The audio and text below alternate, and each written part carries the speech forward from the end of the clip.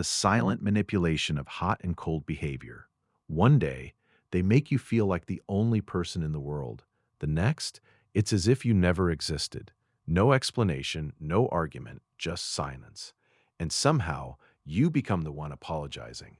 You replay every conversation, every text, every look, wondering what you did wrong.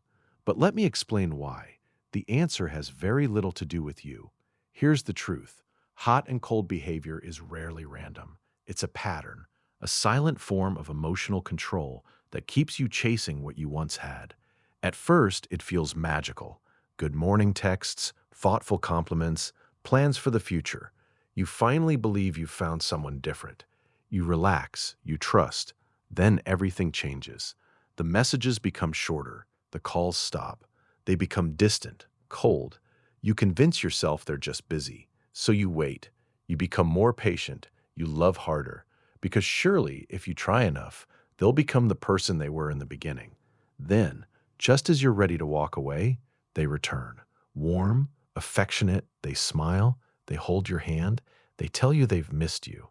Everything feels perfect until it doesn't. Again, this cycle repeats again and again.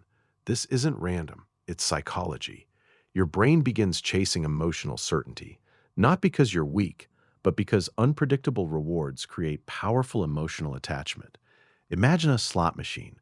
You don't win every time, but you keep pulling the lever because the next reward might come. Hot and cold relationships work the same way. Eventually, you stop asking, "Are they treating me well?" and start asking, "How do I get the warm version back?" That's the trap. That isn't intimacy. That isn't romance. That's emotional conditioning. That's not love. That's control. Over time, your standards shrink. A single compliment feels like a miracle. One phone call feels like proof they still care. Manipulation isn't always loud. Sometimes it hides behind delayed replies, mixed signals, disappearing acts, and emotional inconsistency disguised as mystery. Our minds crave closure. When someone suddenly withdraws, your brain creates painful explanations. Maybe I wasn't enough. Maybe I talked too much. Maybe someone else is better. The mind would rather invent painful answers than accept uncertainty. While you're blaming yourself, the manipulator gains something priceless, your emotional attention. They're constantly on your mind, not because they loved you deeply, but because they made you emotionally unstable.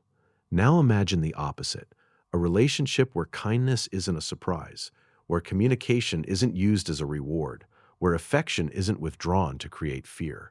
It may feel less exciting at first, because peace feels unfamiliar after chaos, but peace is what emotional safety sounds like.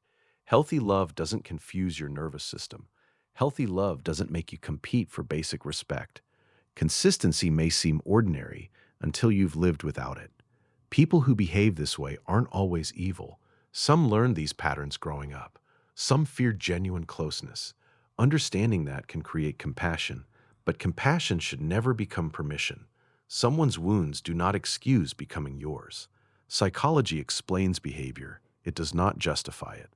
The moment you stop chasing inconsistent affection, the game ends. The manipulator loses their advantage. You begin seeing the truth.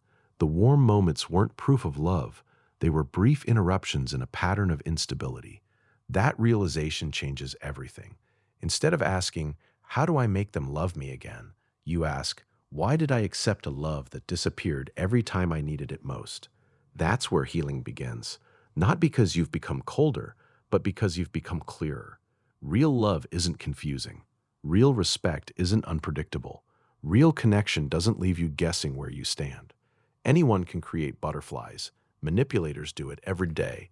But only emotionally healthy people create peace.